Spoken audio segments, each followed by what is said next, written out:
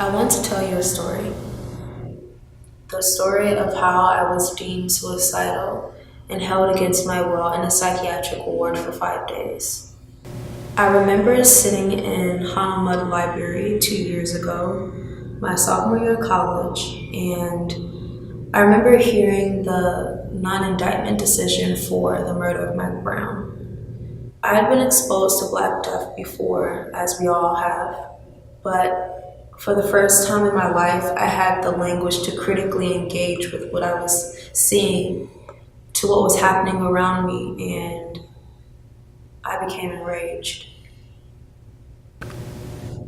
I felt an outpouring of emotions: fear, anger, grief, and some that I couldn't even name. And in that lack of knowing bred something much, much more destructive: the depression that I'm still battling today. In my mind and day to day life, I realized that Claremont McKenna and the other Claremont colleges operate much like the real world does, and I chose to resist. And as you can imagine, that made a lot of people very unhappy. After becoming a student organizer, I can say with full certainty that the Claremont colleges antagonize, marginalize, and silence their students of color without reprimand, and will continue to do so long after I've left this place. When I look back now, I felt somewhat empowered, but there were days that I couldn't get out of bed, leave my room, eat in the dining hall. I was desperately trying to find a sense of self in a school, in a world that told me that I did not matter, that Black people don't matter.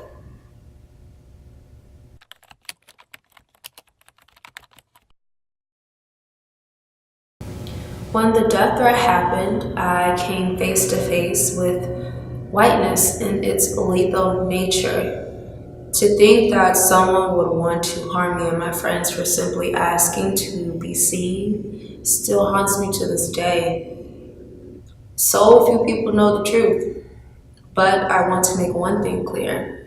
Claremont McKenna's administration knew about the death threat for 2 weeks and only conceded their knowledge of the threat once we found out. I can only ask, what the fuck do we have to do to be protected?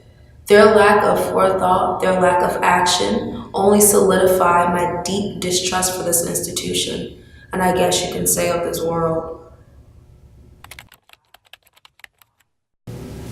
During my time away from CMC, I did not have the words to communicate the enormity of what happened to anyone in my family other than my sister Ariel.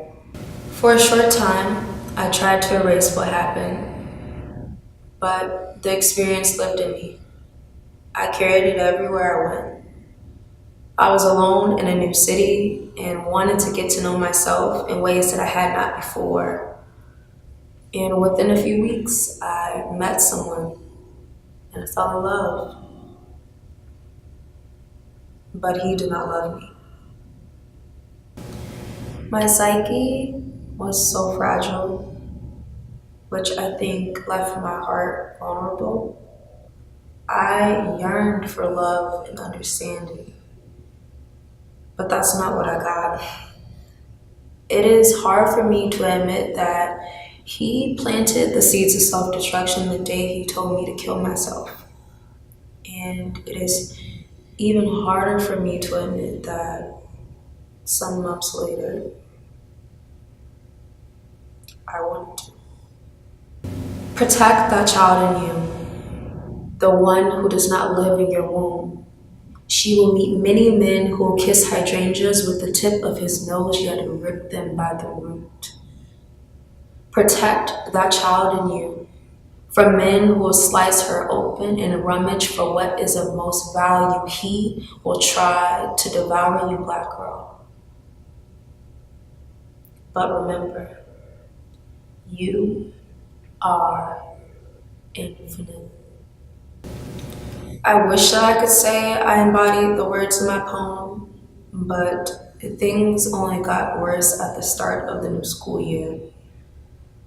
I can only describe my depression as a deep rooted melancholia that has set itself on fire.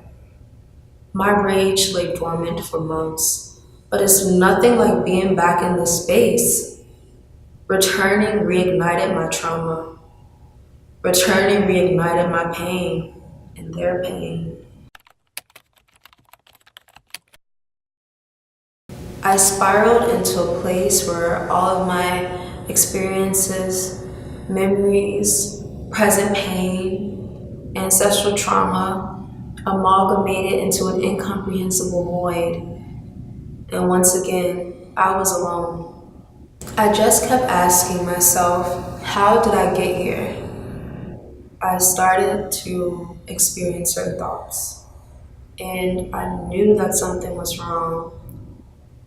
I thought I just needed someone to talk to. If there is one thing that my school has taught me, it is that the odds are not in my favor.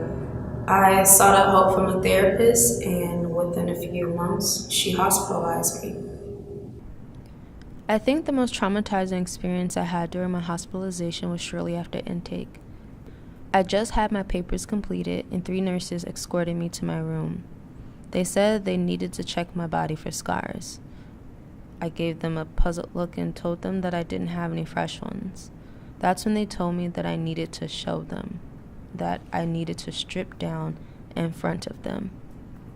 With hands searching, I stood naked, powerless, and in tears. I was only in there for a few days, but it didn't take long for me to see the uncanny parallels between the psychiatric ward and a prison. That's certainly what it felt like. After my release, I felt really disoriented, but I knew that I couldn't get any lower. This was ground zero. I prescribed to the conventional way of addressing mental illness, and through my hospitalization realized that therapy had been weaponized and used as a tool to criminalize Black folk and people of color. My experience taught me that it was time to reimagine therapy. Cultivating radical healing that gets to the root of my depression, means centering myself each day in a world that devalues me. Conciliation means throwing myself into my art, and that is why I needed to tell you my story. Melancholia became a conduit of healing and an artifact of the process.